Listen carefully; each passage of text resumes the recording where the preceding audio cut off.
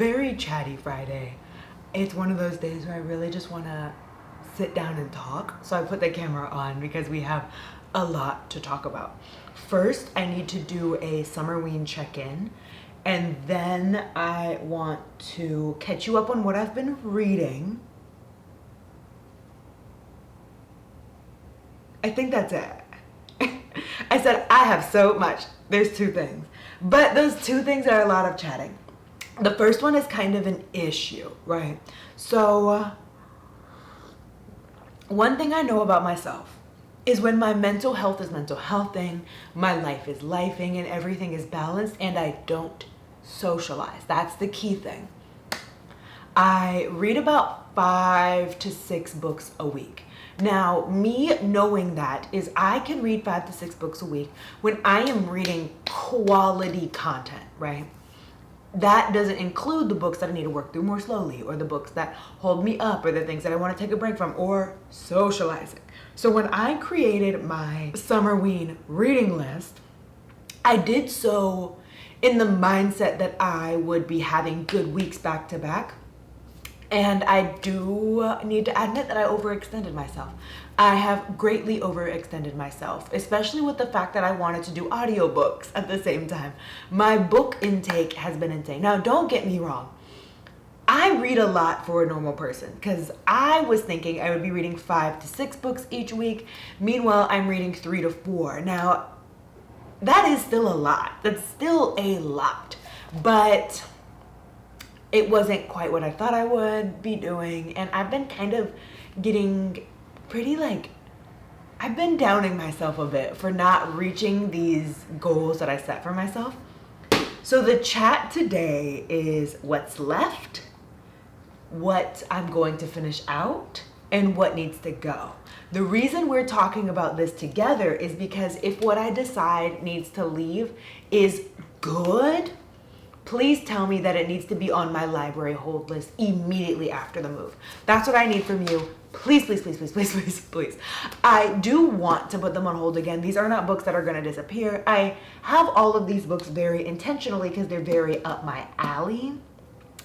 However, I'm just not getting to them now. You are going to let me know if it's like, oh my goodness, girly, you're missing out. Please, okay? So, check-in is, I have read, maybe I should tell you how many I have read as well, just to kind of catch you up. So far in my summerween horror journey, I have read 13 books.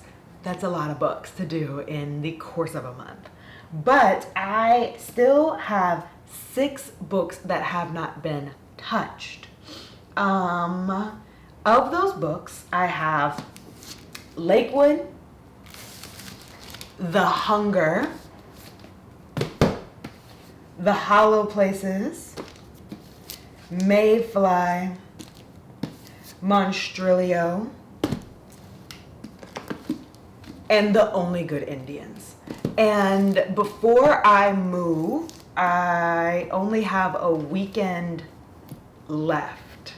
So we're only keeping what I can finish in a weekend. Now, Lakewood.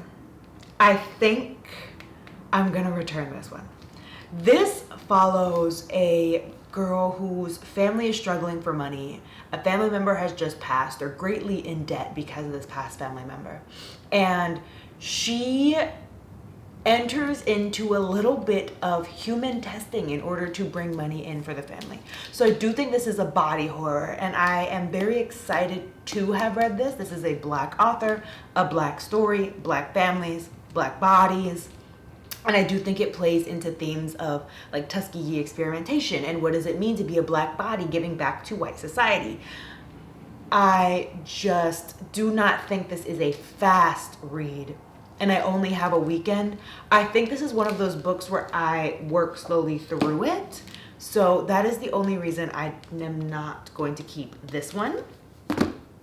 Now, I was so excited for The Hunger. This is by Alma Katsu because Alma Katsu is an absolute powerhouse when it comes to horror books, horror reading, the Goodreads lists, and this one is a play on the Donner Party. Now, if you don't know what the Donner Party is, back in the day, there was this horse and buggy trail that took you from point A to point B. This party said, hey, we know of a little shortcut, let's take that opposite way. People disappeared, cannibalism possibly happened. But this is more of I think a supernatural twist on that. I don't know how it's a twist on it, but it takes that story and it adds a bit more spookiness, eeriness, and tension, and it makes it a modern story with old roots. So that's what this is. It's just a very large book. This one I'm excited to read. I'm definitely putting this one on hold again. It's just too big. I have The Hollow Places by T. Kingfisher.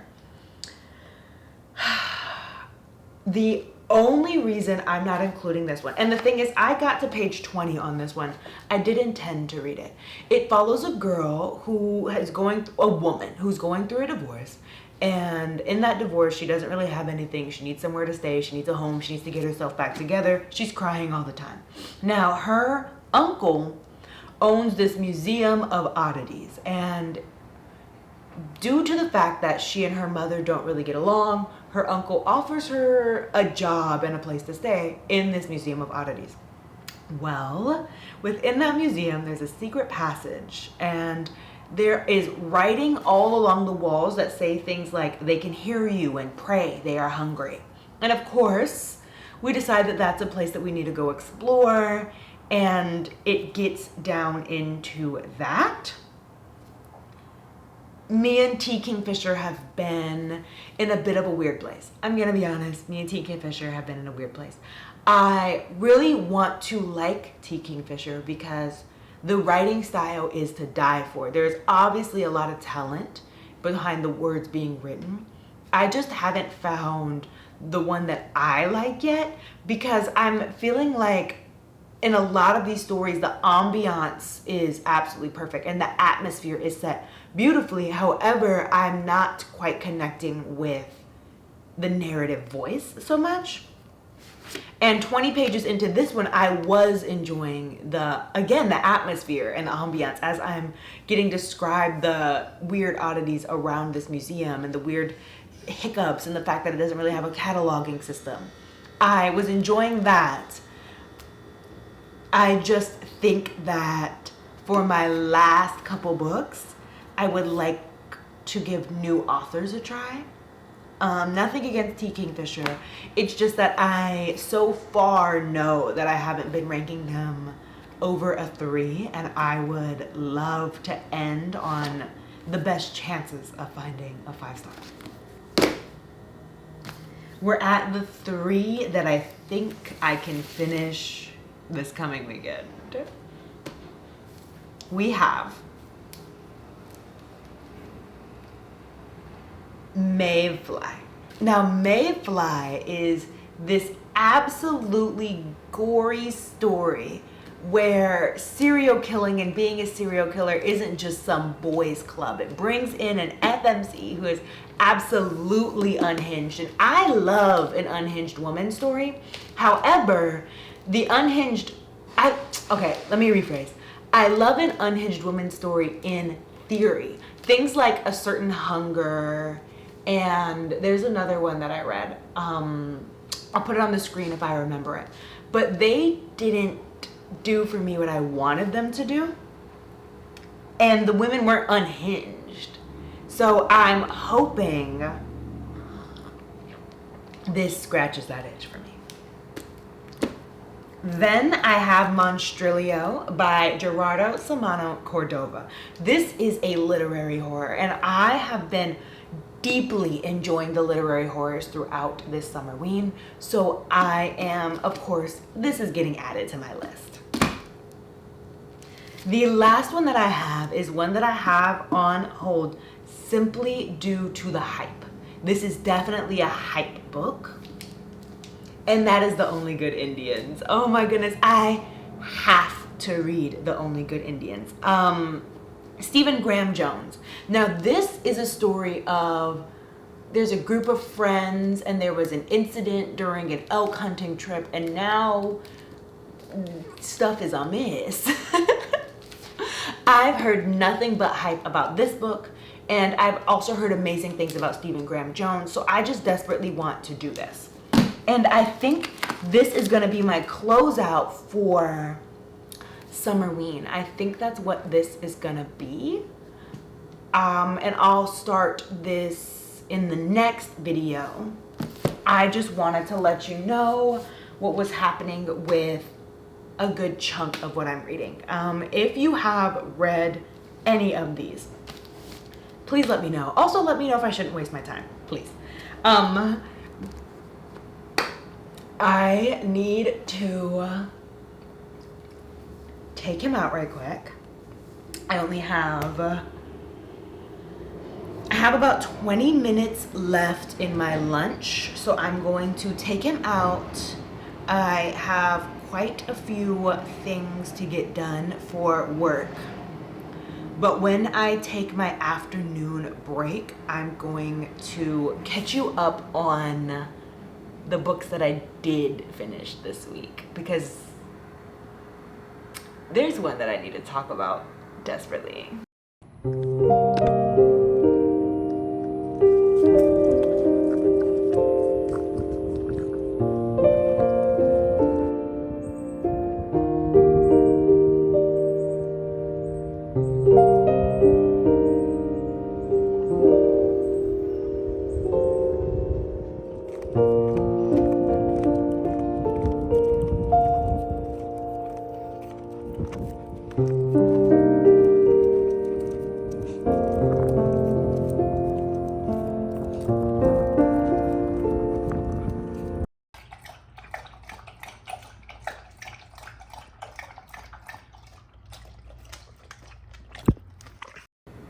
If you ask nicely, I'll share.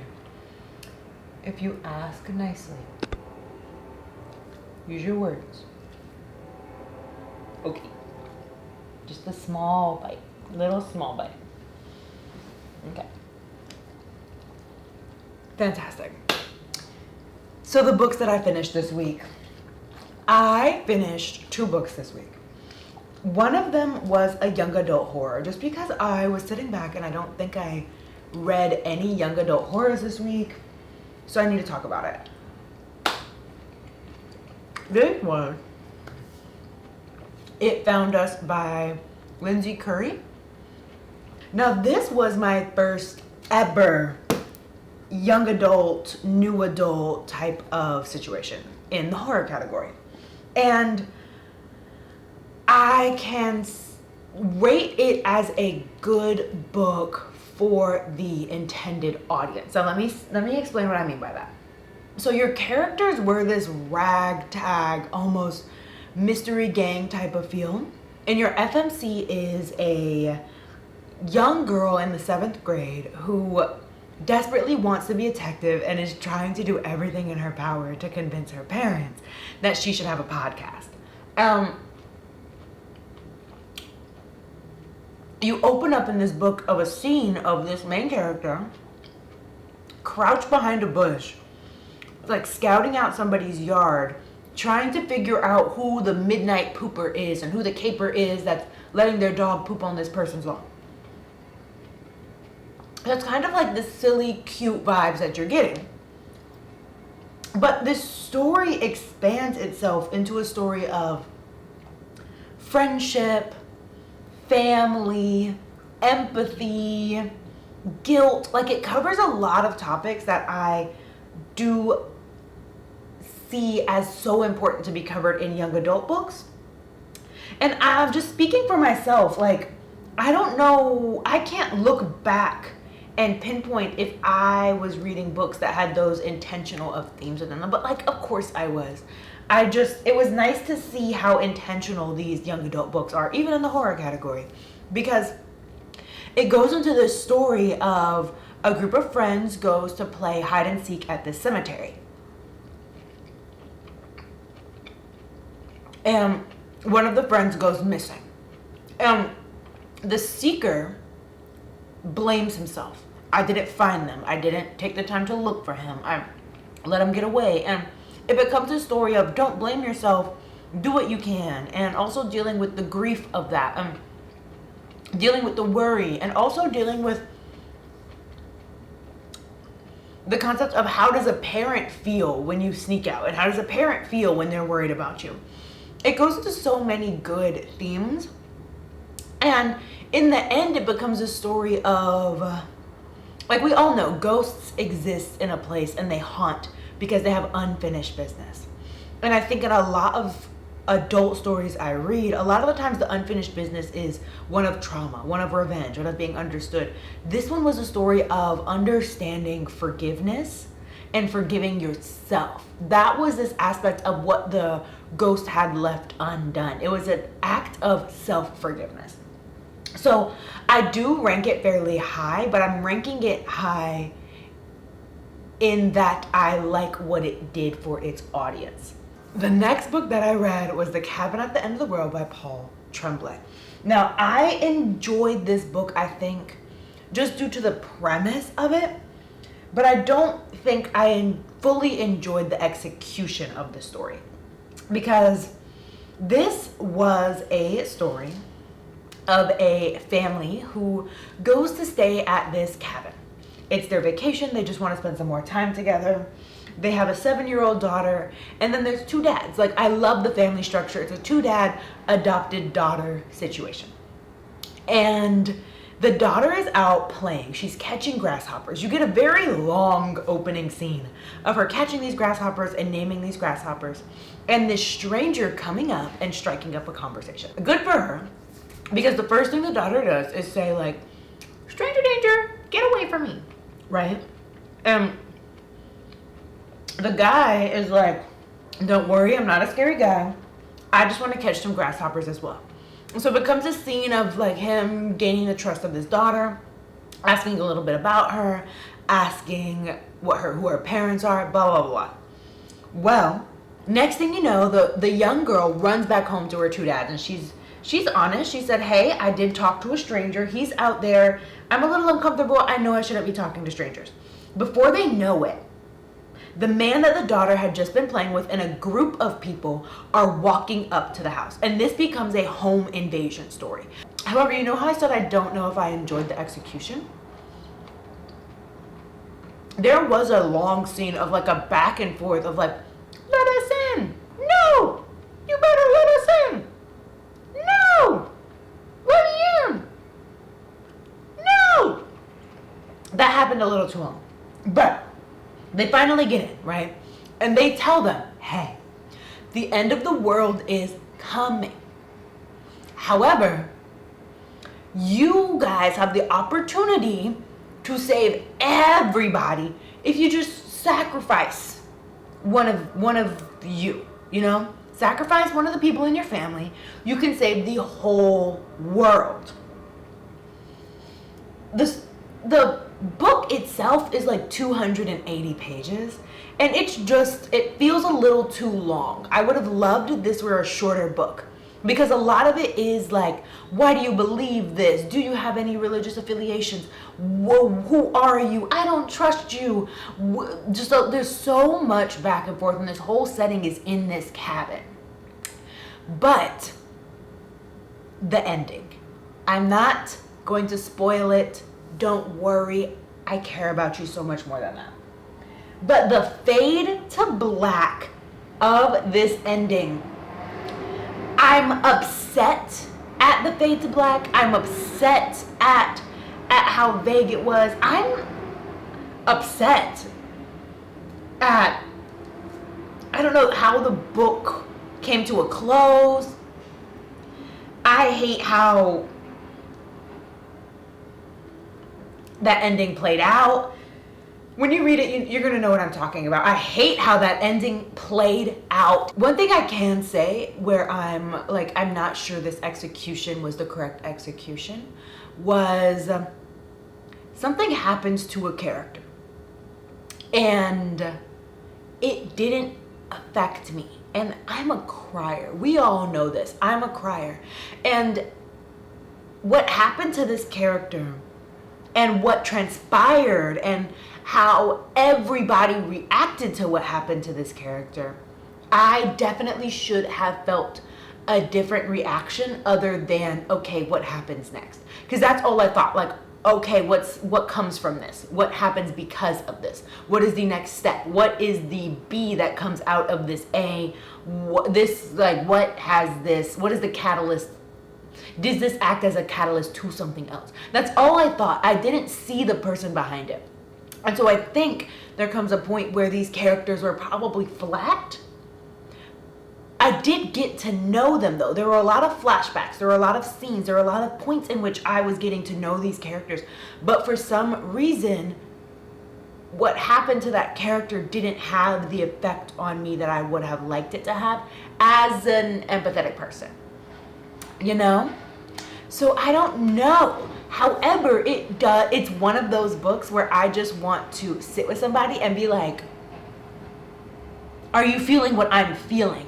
This does give home invasion. This does give apocalypse. This does give isolation. And it does give trapped. It gives all of those feelings. So the premise was giving everything I wanted it to. Now, I can also say I don't know why this is horror and not thriller or suspense. This felt very thriller or suspense. I wasn't afraid at any point. I was bamboozled. There are some violent scenes and there are some gory scenes. I will say that. However, the way that they were written didn't really slap me in the face, if that makes any sense. So, not sure what to feel about this book. The premise was perfect. That just sacrifice somebody and you can save the whole world. And sitting there and having that discussion, or having that why should I believe you, or just going for it, and also seeing everybody crumble around this idea. I feel like there is a movie of this book. And I haven't seen the movie, but I have a feeling that the movie would be better than the book because it feels like I needed to see these characters. My disconnect from these characters could have been helped if I maybe saw them, maybe saw the interactions, maybe got to see the emotions. In A Home Invasion, there's a lot of very visceral emotions that I could be seeing. And just visually understanding how somebody is tied up, or visually getting to see the breakdown or see a bit of a facial discrepancy. I think that would have been better than reading, oh, I'm trying to escape, oh, I'm doing this, oh, I'm doing this for this reason. There is a sense in which the reading pulls back the blinds to a person a bit more than a movie does. Whereas movies, I'm looking at inflection, I'm looking at tone, I'm seeing a tear, I'm connecting to a human. I think that this being a book actually took away from it. The ending is ridiculous.